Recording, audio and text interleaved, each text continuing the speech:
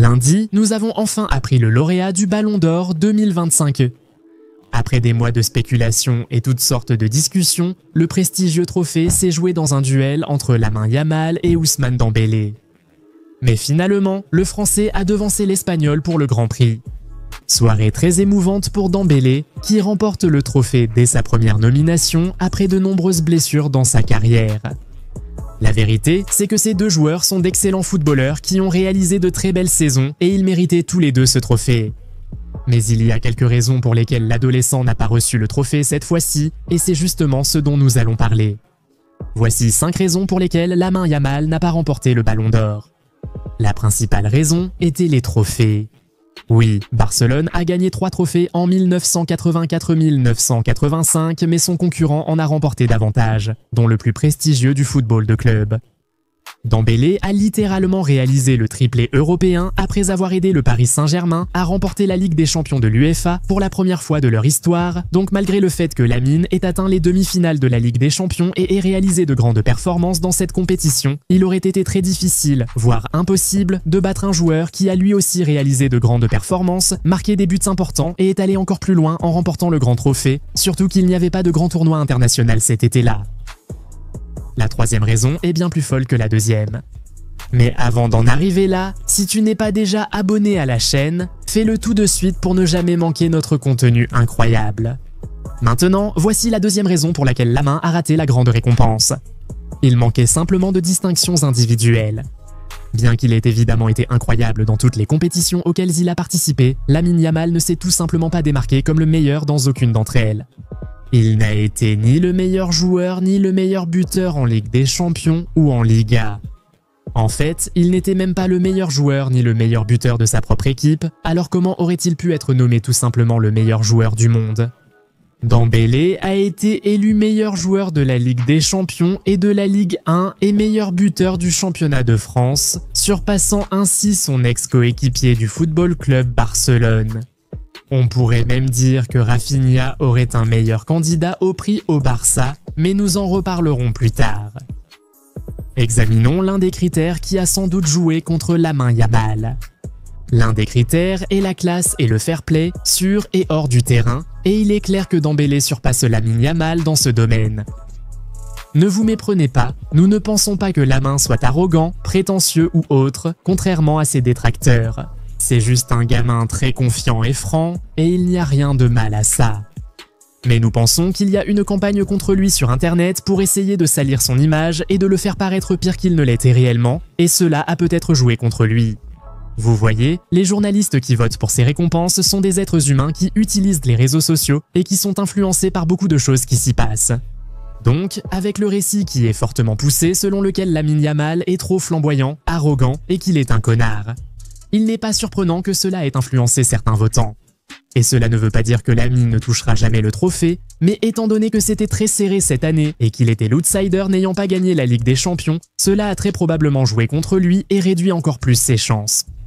Souvenez-vous, il y a quelques mois, nous avons fait une vidéo où nous vous expliquions pourquoi Lamine Yamal ne gagnerait pas le Ballon d'Or cette année. Eh bien, ce point suivant est l'une des raisons que nous avons données dans cette vidéo. Vous voyez, la communauté de Barcelone ne semblait pas avoir décidé qui serait leur candidat pour le prix avant très tard. Pendant la majeure partie de la saison, Raphinha était le favori pour le prix et avait tout pour lui. Il avait des buts, des passes décisives et des récompenses individuelles. Il a été élu joueur de la saison en Liga, meilleur buteur de la Ligue des Champions, a égalé le record de Cristiano Ronaldo de contribution de buts sur une saison et a marqué autant que Dembélé. S'il avait été le principal candidat, il aurait sans doute davantage défié le Français. À un moment, une courte campagne a même soutenu Pedri pour le Ballon d'Or. Après la performance de Lamine contre l'Inter Milan en demi-finale de Ligue des Champions, toute la communauté l'a soutenu, expliquant sa deuxième place. Certains puristes ont estimé que Raphinha était traité injustement et des votes barcelonais destinés à Lamine ont probablement été attribués à Raphinha, réduisant ainsi les chances déjà faibles des Espagnols. Dembélé a toujours été le seul candidat du Paris Saint-Germain.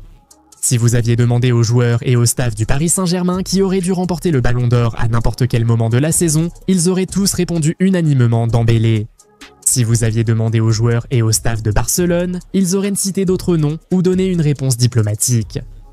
Au final, la simple vérité est que Hand Lamine n'a tout simplement pas marqué assez de buts lors de la saison 2024-25.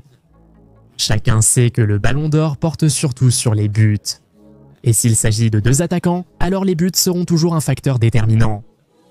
L'an dernier, c'était un duel entre un attaquant et un milieu, mais cette fois, ce sont deux attaquants. Comment les buts pourraient-ils ne pas compter ? Lamine a inscrit 21 buts la saison passée avec Barcelone et l'équipe nationale d'Espagne. Dembélé, quant à lui, a marqué 36 buts toutes compétitions confondues pour le Paris Saint-Germain et l'équipe nationale de France. Et en plus de cela, il a remporté le soulier d'or. Donc, à ce niveau-là, il n'y avait même pas photo. Le fait particulier que Lehmann ait marqué seulement 9 buts en championnat toute la saison a souvent été utilisé contre lui dans les discussions en ligne. Donc oui, c'était sûrement un facteur important dans sa perte du trophée.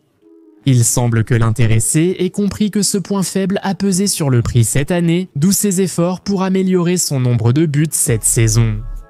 Il a affirmé en interview qu'il travaille à améliorer cet aspect de son jeu, ce que nous avons déjà constaté. Il tente plus de tirs par match, réclame de tirer les pénaltys aussi bien en Espagne qu'à Barcelone et il tire même désormais les coups francs. Il semble savoir qu'en tant qu'attaquant, s'il veut remporter le Ballon d'Or à l'avenir, il devra nettement améliorer ses statistiques de but. Peut-être que Lamine Yamal ne sera finalement pas si déçu d'avoir manqué le Ballon d'Or cette année. Voici 5 raisons pour lesquelles Lamine Yamal a perdu le Ballon d'Or 2025 face à Ousmane Dembélé. Êtes-vous d'accord avec ces raisons? Pensez-vous qu'il y en a d'autres? Dites-le nous dans les commentaires. Aussi, qu'avez-vous pensé des récompenses cette année? Étaient-elles totalement justes? Y a-t-il eu un vol dans l'une des catégories? Donnez-nous vos avis. Pensez-vous que Lamine Yamal gagnera toujours le Ballon d'Or? Combien de Ballons d'Or pensez-vous qu'il aura remporté lorsqu'il prendra sa retraite dans de nombreuses années? Dites-nous ce que vous en pensez. Si la vidéo vous a plu, likez et abonnez-vous. Activez également la cloche de notification pour ne jamais manquer de nouveaux contenus. À la prochaine vidéo, salut!